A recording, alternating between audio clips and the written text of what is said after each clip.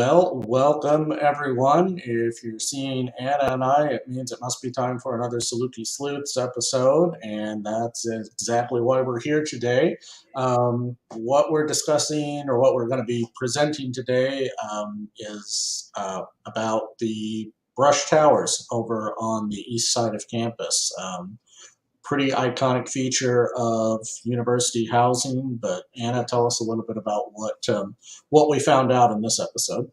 Yeah, Caleb, I'm so excited for this one because we've been hearing from alumni already, and these towers have so many memories for them. I mean, they were built in the late 60s, so they've been around for a while. And you think about students at the time, students now, in a dorm, this is where you're having like some of your best college experiences. Sometimes you're meeting people. One of the interviewees we spoke to mentioned that a lot of people in the dorms met their husbands there, their spouses, their best friends, things like that. So this episode is going to be talking about something that is very special to the hearts of alumni. So let's go ahead and give a little teaser.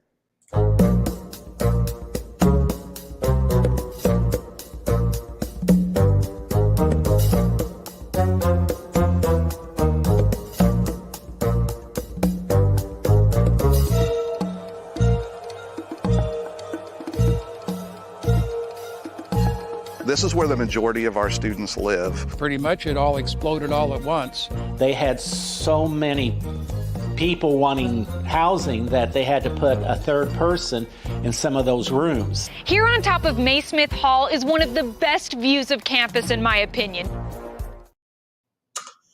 And as you can see there, Anna and I have been as low as we can go on campus, and now just about as high as we can go on campus.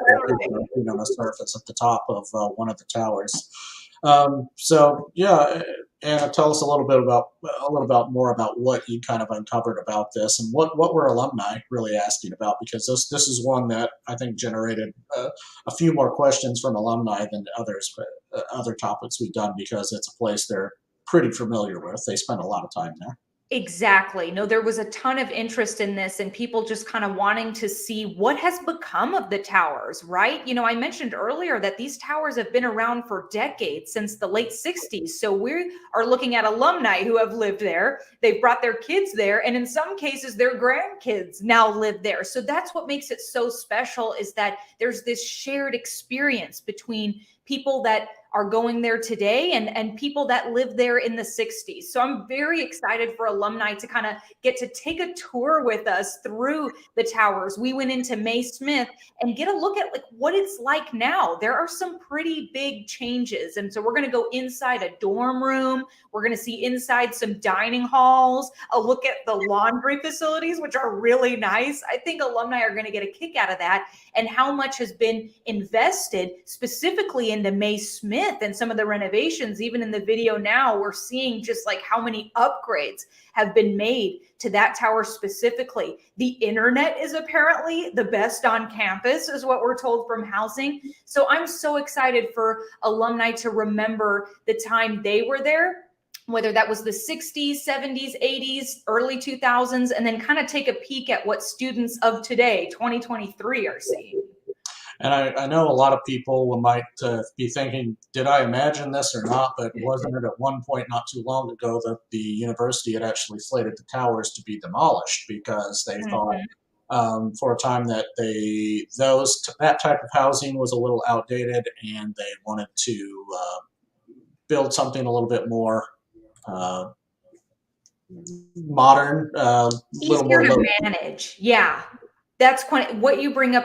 I feel like people have talked about demolishing the towers every few years since the early 2000s, is kind of what was brought up in a lot of our interviews. But just what you said, Caleb, is they just got tough to manage.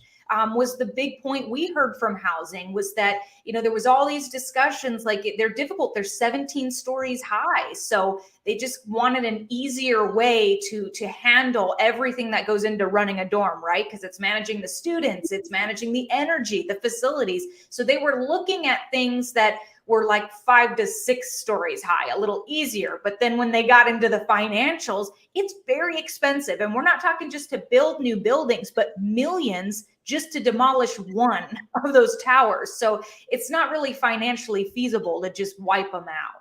Right. And I believe each building is probably about 17 stories high. It's, packed with rooms on each floor. Those are a lot of student housing units to suddenly get rid of and then try to replace one for one. Now, that probably wasn't the plan necessarily, but that definitely would have put a strain in some places on housing. Absolutely. What Like I said before, I think alumni asked a lot of questions about this one just because it was personal to them. They are aware of what used to be like and what it's like today.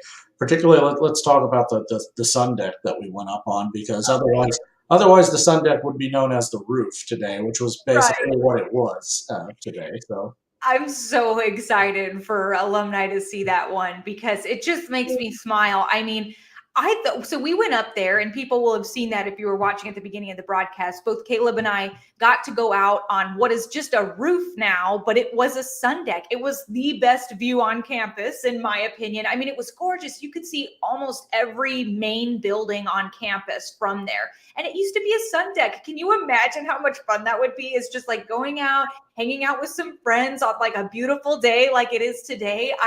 And the alumni have been telling me about the sun deck so much.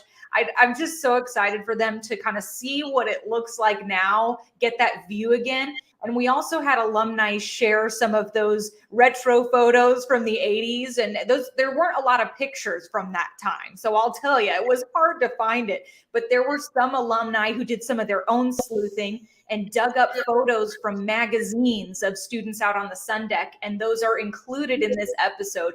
So I'm really excited for people to check that out and kind of have a little throwback, flashback of some good times. Yeah, and you can imagine today, once you're up there, you can understand why the university ultimately decided to shut it down. Because while there weren't a lot of pictures at the time that might have been taken in today's world, my guess is a lot of pictures would be taken up there, or a lot of interesting angles would be tried to be achieved by students, and it's definitely would be spectacular liability. A hazard, absolutely, very dangerous.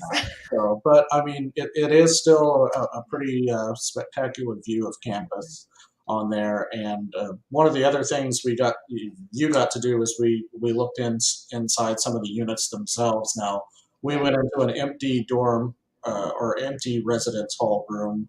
But one of our students was gracious enough to show us her place, and that would have been Bella, who you'll see in the episode. That's one of our student employees who happens to live in the towers. We get a little bit of both. We get that empty dorm so people can kind of see the bare bones, and then our student Bella, so nice of her to do that, showed us her decorated dorm. And I really think alumni are going to like that too, because it's just special. It's like so personal what you do with your dorm. And it's such a special thing for a student to finally have that little bit of freedom, right? We're in the dorms. I get to decorate how I want. I'm really looking forward to people seeing that part for sure. Yeah, I mean, she definitely transformed the area. Yeah, and for those who don't, I believe Bella is a student of interior design here on campus. So if you see that, I think you might be able to tell once she's in there. So, I mean, let's kind of wrap up by saying all the normal stuff. Where can people find this episode, and where is it at? Yeah, so this is live right now, Caleb, on our Facebook and our YouTube, and it will stay there. So you can watch this whenever you feel like. It should be posted 9 minutes ago. So check it out and let us know what you think. I can see in the comments on this chat, folks have been letting us know, what hall they lived in and what year.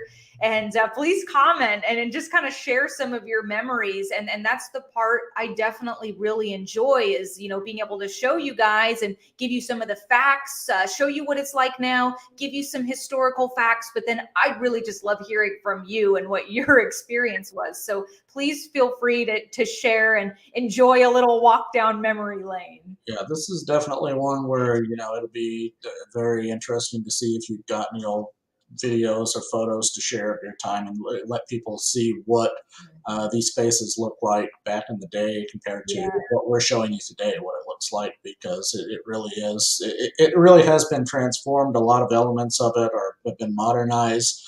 You know, from the looks of the building, you'd think it would look one way, but inside it's kind of been transformed into a nice, you know, current generated modern space. So please do watch that, give us your feedback, and you know, as you'll hear Jeff, our executive director, say on there, we're always looking for additional information and ideas. If there's anything else that we can do or look at, or just a question that anyone has, we're really kind of taking these things one at a time as we get them. Little preview in the next month, we will be talking a little bit about something else that a lot of alumni of the 80s, especially of the 80s and 90s, would remember as the history of concerts and things that we put in there. And that kind of ties back into the fact that we do have the Banterra Center, formerly the SIU Arena, returning with a concert in August. So we want to definitely, that's another one where we would be, you know, pretty reliant on alumni to share some of the shows and stuff that they saw there, because there were a lot of acts. So looking forward to that, and we hope you'll take some time to watch this episode and give us your feedback on that. And until then, I want to say, everyone, have a good evening and go Dogs. Good dogs. Bye.